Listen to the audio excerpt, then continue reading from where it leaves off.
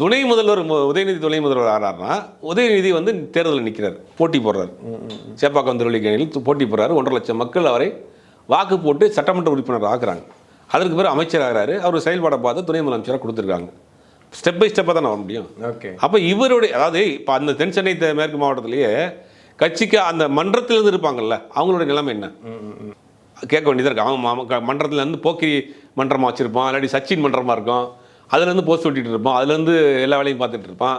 நமக்கு ஒரு மாவட்ட செயலாளர் போஸ்ட் கிடைக்குன்னு எத்தனை பேர் காத்துக்கிட்டு இருப்பான். அவனுக்குலாம் இல்லாமல் திடீர்னு வந்து ஒரு சம்மந்தமே இல்லை ஒருத்தர் நபரை கொண்டு வந்து நீங்கள் போடுறீங்கன்னா, அப்போ அது வரைக்கும் உள்ளே இருந்த ஆட்களுடைய நிலைமை என்ன இருக்குது? அப்போ அது ஆள் இல்லையோங்கிற சந்தேகம் தான் வருது. ஏறக்குறைய வர தகவலாம் அப்படி தான் இருக்குது போல். ஃபுல் பண்ண முடியாமல் தான் இவ்வளோ நாள் தடுமாறிக்குது. நீங்கள் ஆள் இல்லையோன்னு சொல்கிறீங்க, அங்கே மீன் போடுவாங்கன்னு நினைக்கிறேன்.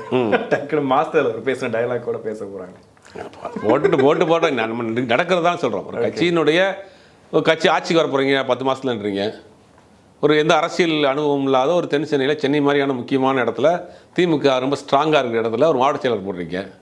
ஒன்று அந்த மாவட்ட செயலர் மன்றத்து அளவுலையாவது அவர் கொஞ்சம் செயல்பாடு இருக்கிற நபராக இருக்கணும். ஓகே. புதுசாக ஒருத்தரை போட்டிங்கன்னா எப்படி சமாளிப்பார்?